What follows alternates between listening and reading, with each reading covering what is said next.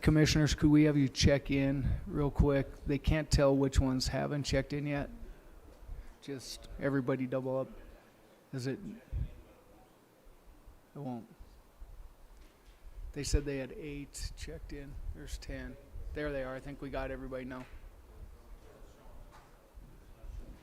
It's not showing up on it, but I think there's, yeah.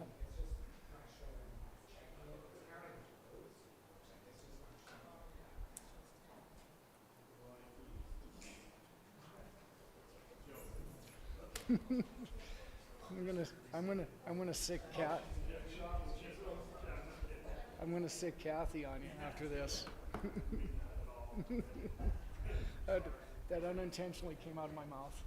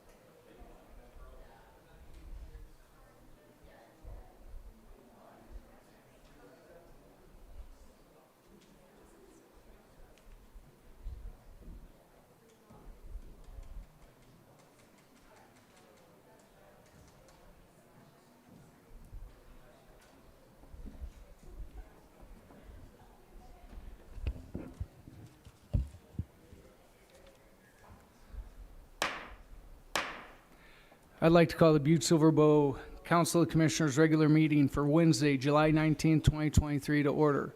Let's have a roll call. 10 present, 2 absent.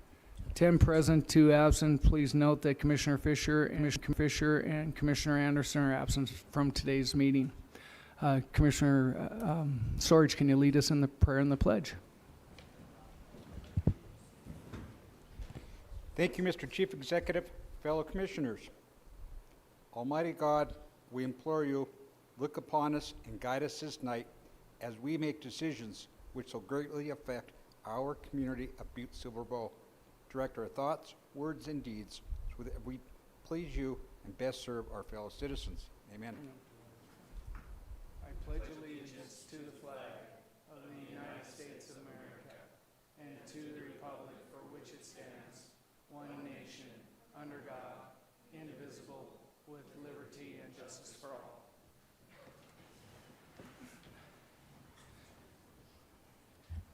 Next, we'll move on to the approval of minutes for the July 5th, 2023 regular meeting. Commissioner Frederickson. Thank you, Mr. Chief Executive. I move to approve the minutes from the July 5th, 2023 regular meeting.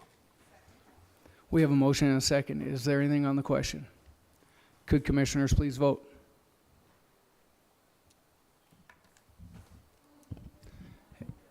And would anyone like to change their vote? Clerk, please record the vote. 10 yea, 0 nay. 10 0 yeas, nay. 10 yeas, 0 nay. Motion passes. We don't have any items that are not addressed on the agenda tonight, so we'll move on to the Chief Executive's report. As pretty much everybody in here probably knows, that Folk Festival was this weekend. It was highly successful. I believe the numbers will come in and probably be record-breaking for it.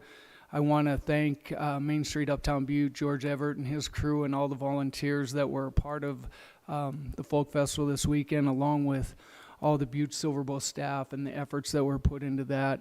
Parks and Rec, Public Works, Community Enrichment, and the Civic Center with Bill Melvin and his staff putting up and setting up all the stages. It takes a Herculean effort. God, spit it out. For everybody to do that, to put something on of that magnitude, but I didn't hear any complaints, and so that was fantastic. Tonight you're going to hear a little bit about 1923, but I think I can just kind of address some of the issues. We all know that the writer strike and the actor strike has impacted 1923 from coming back to Butte, and so with that, the production has asked to be released of their lease. We believe that we negotiated a really nice price for that, and so that's on tonight's agenda for that, where they'll help us with the replacement of some of the bleachers that were damaged with the age and everything. We felt that was pretty well thought out and was a good negotiation with that. They are going to pay their rent through August. And so there'll be one more payment of $75,000. And I know that some people think that the production is totally gone. They're still in town, and they still plan on filming here in Butte and up on their set, up on Feely, if the strike were to end. It's just they wouldn't be able to build the sets that they intended to build in the Civic Center. So I just thought I'd answer those questions ahead of time. Of course, if there's more questions to come after that, more than welcome to segregate that coming up. Just lots of efforts coming on. We have the county fair coming up this next weekend. I know that Commissioner O'Neill is excited about that. It will be up at the original, and so that a new location for him. And I see that Priscilla Block is going to be the headliner for the concert that night, so everyone's excited about the county fair, and so I hope everyone is able to attend in that. So with that, it's a hot night. I know it's warm in here, so we're going to get moving on the agenda. So we'll move on. I'll close the Chief Executive Report, and we'll move on to any public comment on any item on the agenda tonight. If you want to speak towards anything on the agenda tonight, please come forward, state your name, your address, and what you would like to speak on. Seeing none, we're going to do something out of order here. We're going to move Section 3 ahead of Section 1 tonight. So Section 3 is, I got to get to it. Section 3, communications to be read and acted upon. We have one communication, number 2023-367. Zach Osborne, Fire Chief, requesting Council Commissioners' concurrence to confirm probationary firefighter Austin Perry to the Butte-Silver Bowl Fire Department. Austin has completed a 6-month probationary period with the Butte-Silver Bowl Fire Department on July 12th, 2023. Could we have Director Osborne come forward?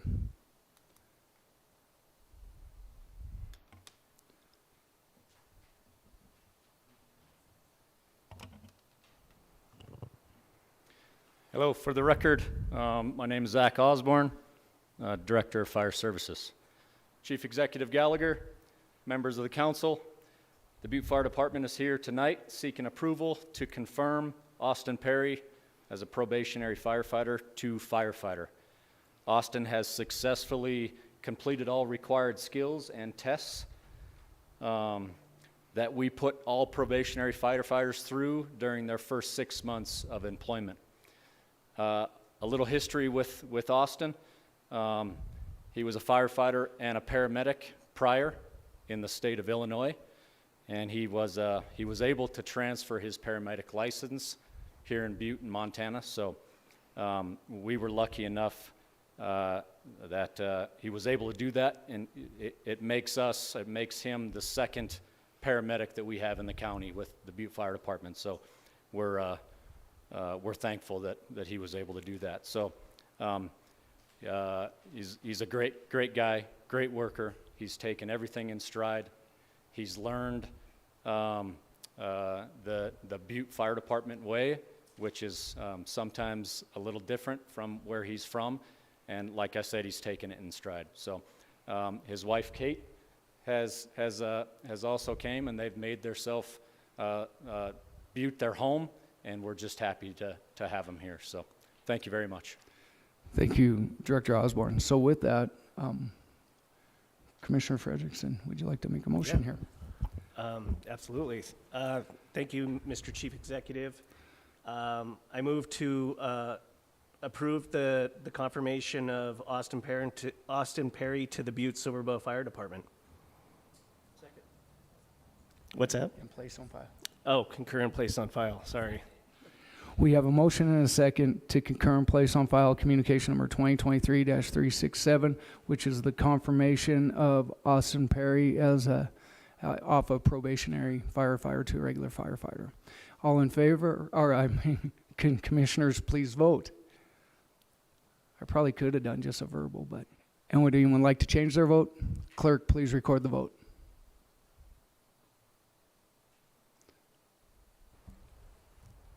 Ten yea, 0 nay. 10 yeas, 0 nay. Motion passes. Motion passes. Congratulations, Austin, and welcome to the permanent.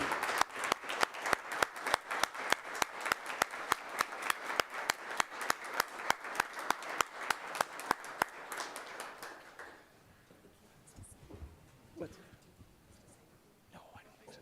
He's leaving. I'm a little disappointed the firefighters don't want to sit in the hot box tonight. All right. Thank you all for being here.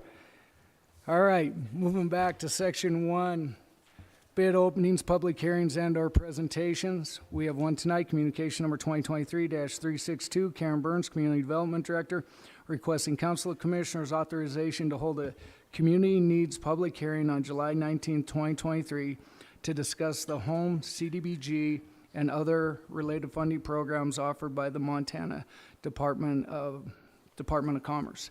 Director Burns, welcome. Thank you. Oh, Thank do you. we have a proof of Yeah. publication? County Attorney Joyce. Mr. Chief Executive, there is proof of publication, and it does appear to be in order. Thank you, County Attorney Joyce. Now, Director Burns. Thank you, Mr. Chief Executive and members of council. I am Karen Burns, Director of Community Development for Butte-Silver Bow. Some of you have probably sat through a few of these public hearings. We're required to hold a public hearing to talk about overall community needs. And we use this public hearing as a time to hear from our community about any community need that they might think is something that we should focus on. And it's really in relation to any of the Department of Commerce programs that are related to block grant funds that come down through the federal government and then are applied for by communities like Butte-Silver Bow to address those needs. And so we're required to hold a community needs public hearing. We do this probably about every 18 months or so. Sometimes longer time periods pass. But tonight we're having one because we are anticipating a great amount of funding availability through the Department of Commerce, especially related to affordable housing and some other infrastructure-related funds. And we should have this community needs public hearing to talk about any projects that the public has seen that we may not know about. And also, I'm going to mention some projects that have been brought to the attention of our office that fit into these funding sources. And so we'll talk about those tonight and give a chance for people to make comment and for you to ask questions about any of these funding sources. So there's a couple things I need to say. So the purpose of this first hearing, like I said, is to provide an objective and neutral forum to consider overall community needs and looking at what we might have for competing or alternative proposals for different kinds of CDBG funding sources. This hearing is intended to give you opportunity to the citizens to discuss those overall needs. They could be related to community development, housing, all focused on low to moderate income individuals. So these projects really have to benefit that segment of our population. We will follow up in a couple of months or within a month with the second public hearing requirement, which would focus more on what's project specific. So if there's a project that's coming forward that we're going to apply for grant fundings for, we would have a second public hearing to just talk about that project. So more to come on that. The Community Development Block Grant Program was established by Congress as part of the Housing and Community Development Act in 1974. The Department of Housing and Urban Development, or HUD, was charged with overseeing and administering that program. And it annually allocates funding to cities and towns and counties.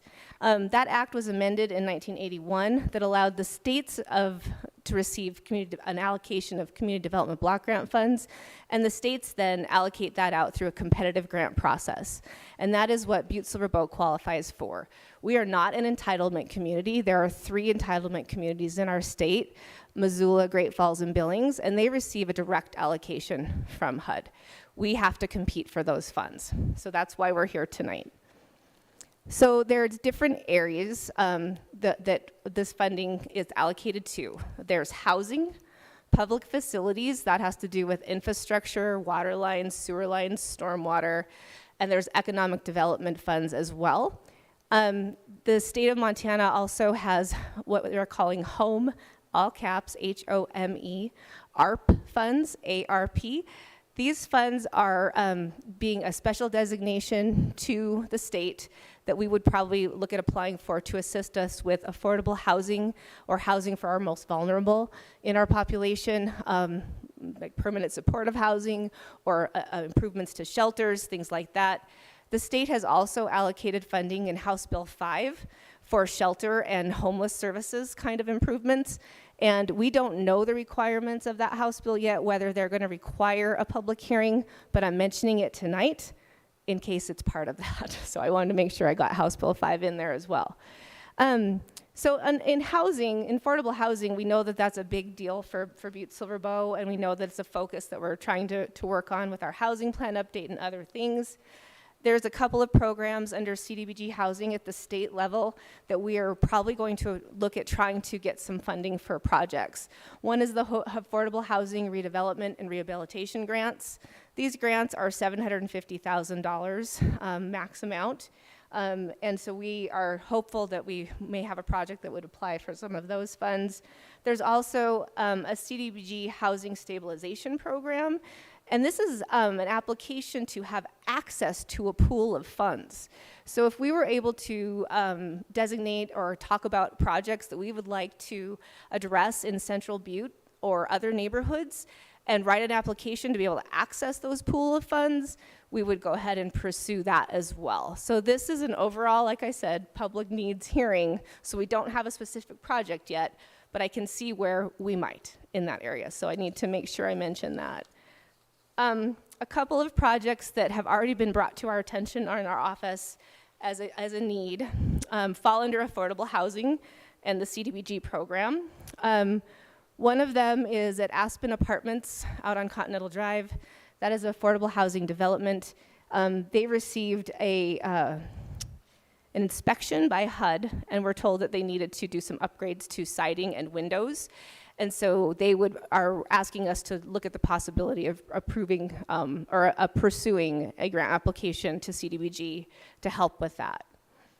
Another project that has been brought to our attention is at the Grand Apartments. This is a project that has applied for low-income housing tax credits through the Montana Board of Housing.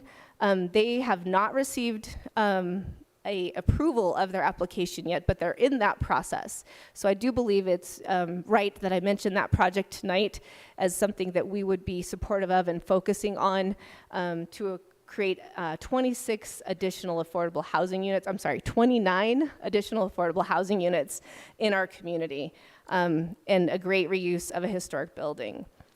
And as I spoke before, another project that we are working on and have been for a while and had received a CDBG planning grant for is the development and construction of permanent supportive housing for our FUSE population. These are the hardest to house, the most vulnerable in our population, and we would like to partner with our folks that work on the continuum of care, Action Inc., Butte Affordable Housing, and others to get this these fourplexes constructed. So we would be most likely pursuing funds in that area as well.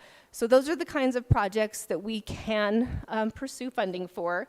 In the past, we've pursued funding for public facility grants that have helped with the food bank. We've done stormwater projects. We currently have 2 active CDBG grants in our community right now. One's for affordable housing development in the Phoenix building, We're still in startup conditions for that grant. And another is under their CV, which was their COVID response dollars under CDBG. I apologize for all the acronyms. Those funds are currently being worked on and contracted for the Butte Rescue Mission for some improvements to their warehouse space into a facility. Those active grants or those active projects don't inhibit our ability to apply for more. As a consolidated city-county government, we can have 2 grants in each category. So we can be really, really busy if we want to be. And so I think we should be. So that's the purpose of tonight's meeting. I am very happy to answer any questions you might have, but then I'd like to open it up for the public to just make any comment they'd like about a need that they foresee, and we will definitely take that under consideration as a project that we could pursue funding for. Thank you, Director Burns. Are there any questions of commissioners? Commissioner Sorge. Thank you, Mr. Chief Executive. Karen, on the past grants, is there a drop dead date on them? Do they have to be used by a certain date?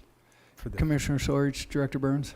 Thank you, Chief Executive Commissioner Storch. If you're referring to the grants that we currently have underway, that we are still within the timelines of those grants and in good graces with the state. Thank you. Any other questions of commissioners? Seeing none, I will open the public hearing.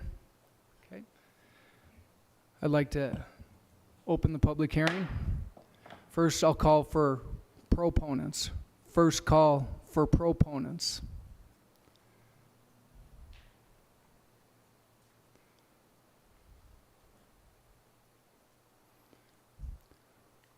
Hello, my name is Barbara Miller. I'm with National Affordable Housing and Habitat for Humanity of Southwest Montana. We're here to speak out for neighborhood stabilization support. Karen mentioned there's a program called the Housing Stabilization Program, and we would like to go in for that program again as soon as we can possibly do so. For the last 3 years, we've been getting a large number of requests for assistance from our neighborhoods that are most in need, and that's where we're building now, and that's in District 9 and District 8 are the 2 that we are targeting right now. The Census Tract 1 and 2, that's everything above Front Street, is all in a high need designation, and so we would like to focus our efforts on meeting those needs by focusing on Central Butte very heavily for a number of seasons until we can see our efforts again. We built there for 17 years before we started building elsewhere. We've been here in Butte building for 30 years. And so we built in Centerville, in North Butte, on the flat in Census Tract 4, and then all over the west side as well. And Central Butte has the most pressing need that will continue for years to come. So thank you for that, and we'll be bringing programs forward, and you'll hear more soon. We'll come and do a presentation on what we're specifically recommending. Thank you. Thank you, Barbara. I'll call for any more our proponents. I think we have a couple more. Good evening. My name is Margie Secomb, MARGIESECCOMB with Action Inc. And we are a community action agency in Butte that works on pathways out of poverty. So we've been for 50, almost 60 years working on poverty issues in Butte-Silver County and southwestern Montana. What I want to be able to share with you tonight is in the 30-some years that I've been working on these issues, I have never seen so many people in the situation of housing instability.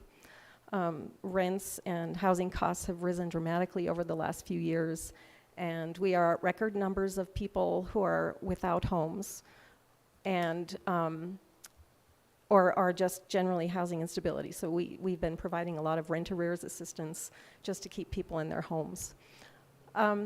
And we also are the agency that works very closely with the FUSE population. So these are the frequent utilizers that are hitting the homeless system, the ER, the jail, and crisis services frequently because of their barriers to sustaining stable housing. These are mental health issues, substance use issues that are really hard to address, and we are in a crisis with our mental health system right now, so these are things we're working on. But one of the best interventions we know of for this population is permanent supported housing.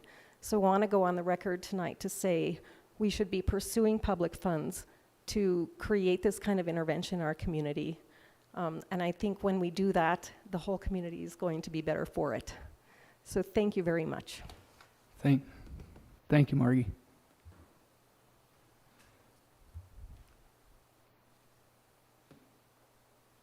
Chief Executive Gallagher, Commissioners, thanks for giving me this opportunity to speak.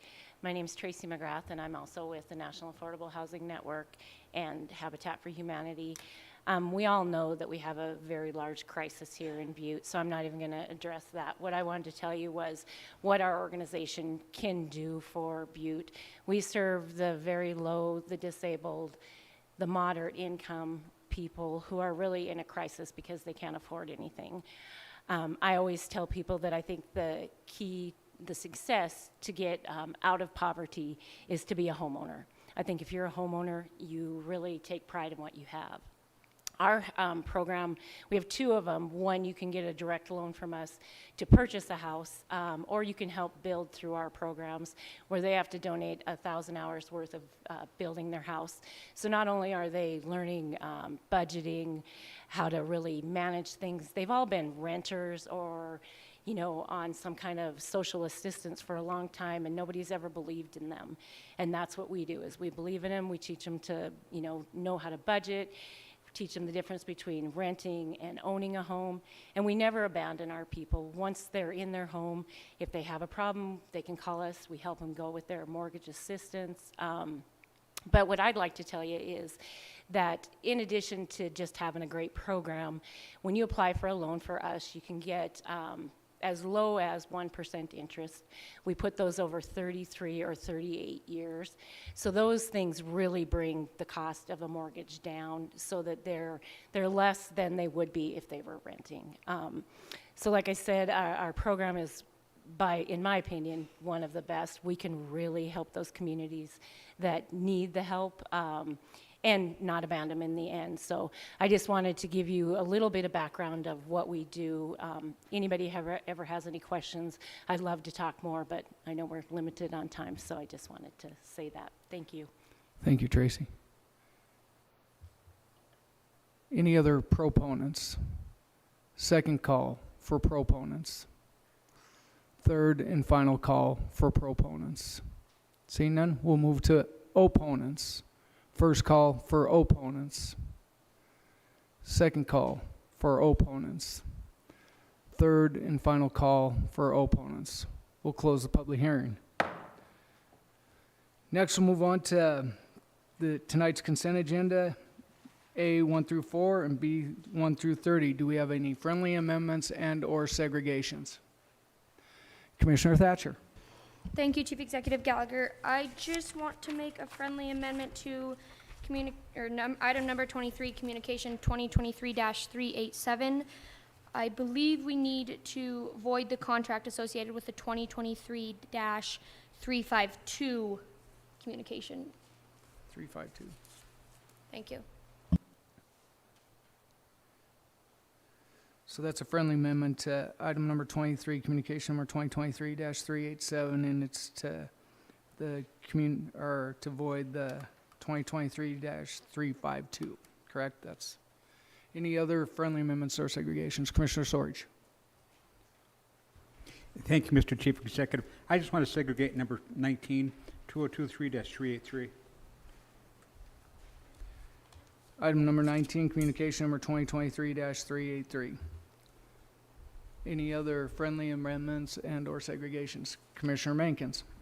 Thank you, Chief Executive. I'd like to segregate number 24, communication number 2023-388.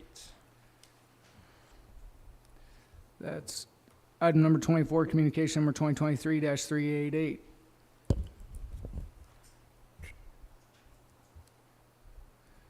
Any Commissioner Sorich. I segregated the wrong one. Okay. Sorry about that. I take that back. I want to. Which one, Mr. Mankins, what one did you segregate? He did item number 24, communication number 2023-388. That's one I wanted to segregate. Okay.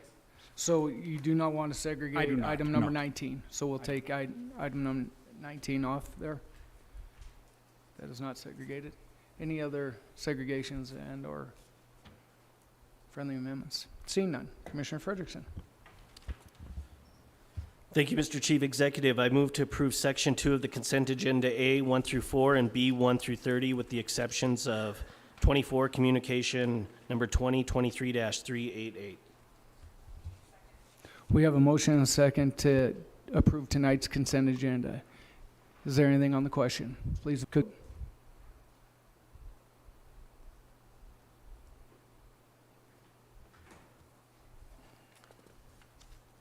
Commissioner Shea. And would anyone like to change their vote? Clerk, please record the vote. 10 yea, 0 nay. 10 yea, 0 nay. Motion passes. Moving back to item number 24, communication number 2023-388, J.P. Gallagher, Chief Executive, requesting Council of Commissioners authorization in releasing King Street Productions Incorporated from their lease with Butte-Silver Bow of the Butte Civic Center on August 31st, 2023. The termination of the lease is requested because of the ongoing strikes in the film production industry. Commissioner Mankins. Thank you, Chief Executive. I just wanted to hear the numbers, how many months were still left on the lease, and just work through and just talk a little bit more on why we're terminating, and just hearing some numbers. Okay. Commissioner Mankins, I think I can answer most of those questions for you tonight. So the lease was to go through December 31st of 2023. So we would not have them in there for essentially 3 months, October, November, and December. So that would be $225,000 on that would have remained on the lease. The negotiation was that King Street Productions would turn back the Civic Center to us immediately, especially the main arena, to allow us for any events that we would like to have in moving forward from this day forward, and then also in the Civic Center after they're out as of August 31st out of there, because they need to move their stuff out of the annex. The benefit to that is that our fall events that have been displaced over the last 2 years, we are working diligently, and Bill Melvin, I think I'd like to bring him up as well, but I know that Bill has been working diligently on contacting the affected events and letting them know that it's available for them to come back to the Civic Center. We could operate the Civic Center as normal. And so it's a benefit to the community to get it back into the public to be able to do those events. So I thought it was a win-win overall for Butte-Silver Bow and the production. And you know, if they were just asking to release out of the lease just because they didn't want to be there anymore or anything like that, but it really was because of the strikes, it's out of their control, and they would not be able to build their sets there over in the short amount of time and be able to start filming inside the Civic Center during that time. That we negotiated $200,000 to help with the purchase of the new bleachers, the mobile bleachers that some of them got damaged a little bit to them, but they also were over, I think, 30 years old, and so we felt that it was a fair price that they were offering us to help with the repair of those bleachers. So overall, I thought it was, although we're disappointed that they're not going to be filming at the Civic Center, we thought it was a fair negotiation between both sides. So just a little bit more follow-up on that. So you talked about the effective events. I guess, I mean, either you or Mr. Melvin could probably come up and just kind of touch on what the effective events are and where we're at standing on that.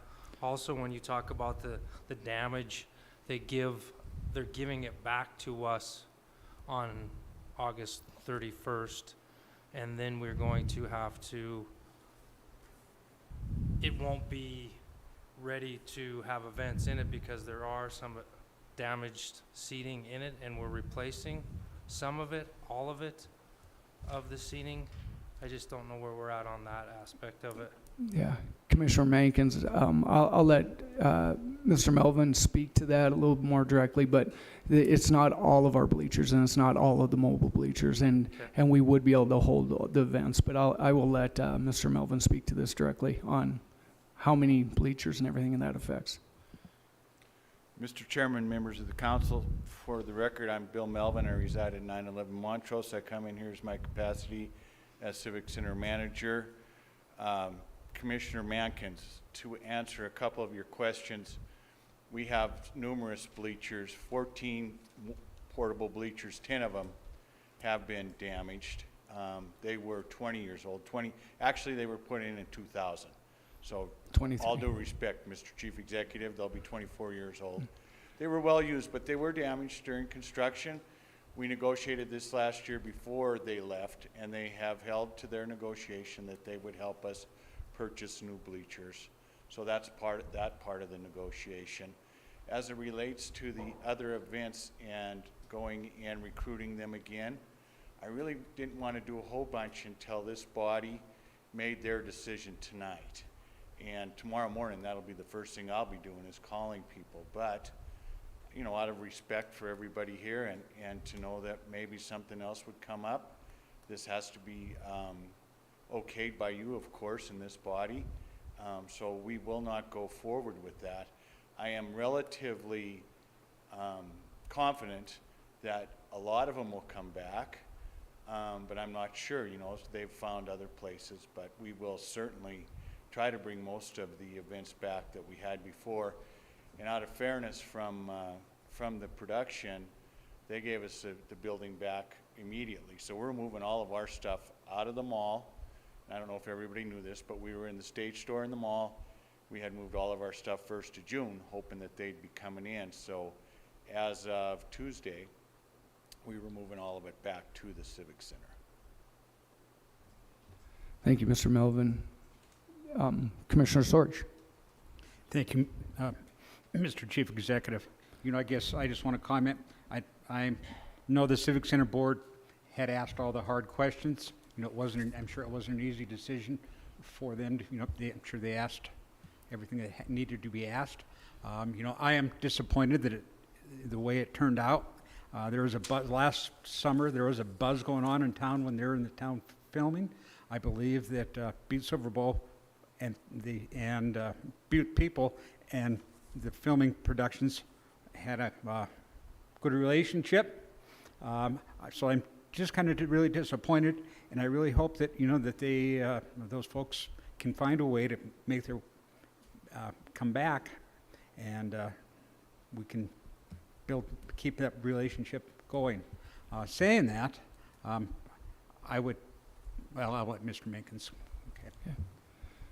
Any other questions? Commissioner Shea. Thank you, Mr. Chief Executive. More of a curiosity, I know that you had spent a lot of time with the legislature, and Mr. Melvin might even speak to this, but I was told by a couple of different people that the Montana media tax had something to do with, was part of making the decision of them pulling out, but it sounds like there's still a presence in town, so could one of you just speak to that, please? Commissioner Shea, it really had nothing to do with this contract per se, because that tax credit was still available through 2023, and so they were able to take advantage of that, so it really didn't play into effect onto this, but it does play into effect potentially moving forward, because the legislative session did not extend that tax credit, and so the production was pretty candid about that. You know, they are going to go to states that are more film friendly, and I know that there was a lot of debate and stuff that went back for it. It was a very close vote, but it did not pass to extend that tax credit, and so the production did give us information that it's harder for them to come back, but their intent is to still film in Butte. if available, if the strikes do end, they do have a setup on Feely. They still like filming in Uptown Butte because of our buildings and all the different things. So if possible, they do that, but they wouldn't have to build things that they had built last year. So that was kind of the whole explanation. Okay, just follow up. Follow up, Commissioner Shea. Thank you, Mr. Chief Executive. I can't leave anything out when it comes to the ability of the Civic Center staff to roll with the punches. So you guys do it better than anyone, I swear. Mr. Chief Executive, Commissioner Shea, thank you very much. And just to echo some of JP's thoughts, honestly, if it wasn't for the strike, we would be in business right now. So it's very unfortunate for everybody, and it's unfortunate all over the country. I saw that there were 680,000 people in the Screen Actors Guild out of work in California alone. So it's hurting everybody around. But to close, you know, they were very good to the community. They were very good to the Civic Center. And I would love to keep a relationship with them, and hopefully we can. To just exactly what JP said, they made a major investment out there on Feely. They love Uptown Butte. They love Butte. We were recipients of the Movie City of the Year award from the State Department of Commerce this year. So, you know, Butte's in good shape as far as it goes with the movie industry. It's very unfortunate that we lost by 1 vote for that tax credit. That meant a lot to these people. So our legislative crew, I had talked to them. They, of course, were excellent and backed it 100%. It's people outside of Western Montana that don't know the value of what these productions bring to our state. And that's unfortunate. Thank you, Bill. Any other questions of commissioners? I just wanted to make another comment with it. I mean, I understand, I mean, everything that Mr. Melvin and everybody's doing. I, you know, reiterate the sentiments of Commissioner Shea said, how they do roll with the punchers and that, but it's just, it's too bad. Like you said, you brought up the media tax that we lost by 1 vote. I mean, this is money that's just left out there. If we had such a good relationship, you would think that possibly that they would pay the whole. I mean, it's not too many times that you get out of some kind of an agreement like this. And with that being said, I mean, these people aren't going to come back. You can always build a back set somewhere else. You know, Texas, I mean, that's what everybody's telling me that where they're going, and everybody knows it in the room here that that's where they're going next. So, I mean, it just feels like another 225 that's left out there that you know, possibly could get moving forward, and not knowing if they're going to come back. I mean, there's no guarantees. I mean, they might like everything, and everybody does like everything, but coming back, it just doesn't seem realistically that they are coming back. So, I hate to be the negative in that, but I think everybody in the room knows that. But for 225, I mean, 225 pays for all the bleachers and then some of the Civic Center, which does need some upkeep. I mean, just one of the things, like anything else in our community, needs upkeep that we're leaving out there. So, Commissioner Mankins, I'd like to address that just a little bit. And I will say this about the negotiations that we had with King Street Productions. If you remember the first year of the lease that we had them there, we charged them $35,000 for the annex, and that was through the first 6 months of the year, and then we charged them the full $75,000. Going into the negotiation this year, we negotiated with them to up that to $75,000 for the full use, although they gave us full right to use the Civic Center. I will say this, you know, we want to keep a good relationship open with them, and I feel like this is good faith work with them. I have not felt like they're taking advantage of us. I felt like unforeseen circumstances have come forward due to the strikes. And, you know, it's always tough negotiations going back and forth, but you know, this would probably end up in some sort of legal battle if we tried to hold them to it and they were asking to release them there. There is language in there that says if they do not have use of it, there are some provisions in there that are kind of tied to this a little bit. And so I, in my own opinion, and it's up to the commissioners how they want to move forward with this, I think we'd like to keep a good relationship, because if the tax credit comes back and they are happy with the way Butte-Silver Bow worked with them, I believe that we will see their desire to come back to our community. And that's kind of the feeling I have with it. I don't think that they're taking advantage of us as we're moving forward. Just to follow up I don't think that they're taking advantage of it. It's just business. I mean the writer's strike is the writer's strike. There's a lot of different things that go on strike, but you still have to follow through with the contract. And it seems like we're always the one holding the bag on this. Do I think they'll come back? Sure. But it doesn't mean they shouldn't have to pay, I don't think, the rest of this money in order to get completely out of this. And I think what we've given up from the Civic Center and what Mr. Melvin and his crew has done throughout this process, which is amazing, go left, nope, now you're going right, now you're going right, now you're going backwards, now you're going upside down, now you're going here. I just feel that I don't know, I think that we're just missing the boat on this, and I just wanted to hear what anybody else had to say on this, or if anybody else has any comment with this also. Thank you.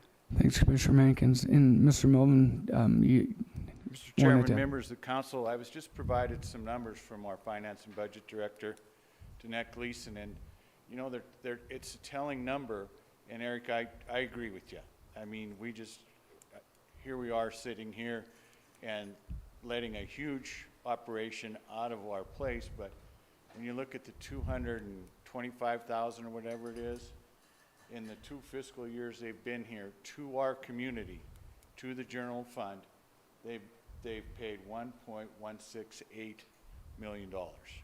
So $1,168,500 has been put into this community, into this entity, Butte-Silver Bow. Now, from that, we can start at the top with the election and all the other stuff that had to happen. There was a lot of expensive things that went on, but when you look at the percentage of that, and you look at a percentage of 225,000 compared to 1.16, I think they've been very fair with this. And I don't want to be argumentative at all. I just think they have been fair with us. In dealing with them, they have stayed straight up on it. So. Thank you, Mr. Melvin. Commissioner Reardon. Thank you, Chief Executive Gallagher. I'd just like to make a comment. I believe it was right after the turn of the year and all that, we had a couple people from the gentleman that was handing out stocking hats and stuff like that. And we discussed basically what these people did at that time period and what it brought to the community. And if I'm not mistaken, the overall figure, probably somewhat of it estimated and all that, was $30 million. The business that these people did in this town, basically for catering, materials, lumber yards, rental equipment, and everything like that. And there's an old saying, you got to keep the worm in the water to catch a fish. And I think that's the way we should look at this. If anything, I think Butte-Silver Bow, the businesses and all that, come out pretty good. And I'm not being facetious toward anybody here, but I think $30 million makes a lot more difference than $225,000. Thank you. Thank you, Commissioner Reardon. Any other comments by commissioners? Commissioner Callahan. Thank Chief Executive Gallagher. I just want to comment, and no disrespect to Eric. I am on the Civic Center board, and we've had numerous meetings working with these folks, and they've gone way out of their way to accommodate anybody that was displaced. Money-wise, any issues, they helped these companies out. They did everything they could to make this work. And as Bill can say, they haven't been, I don't know that we've ever dealt with somebody that would work as well as they have to help the community. And any issues that came up, they did whatever they could to help us. And I just want to add that to it. And Bill, you can add more if you got more. Thank you. Thank you, Commissioner Callahan. Mr. Melvin. Commissioner Sorge. I make a motion to concur and place on file. We have a motion and a second to concur and place on file communication number 388. Is there anything else on the question? Vote.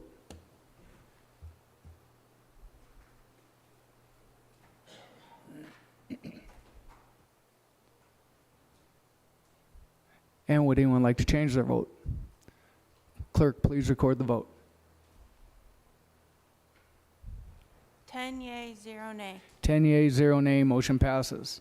Moving on to Section 4, ordinances and resolutions. In the judiciary, we have one resolution number 2023-26. Please note that.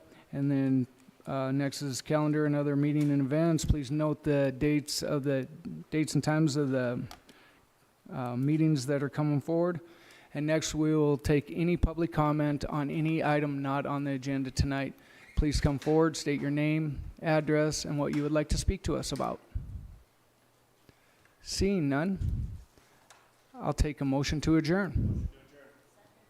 We have a motion and a second. All in favor, signify by aye.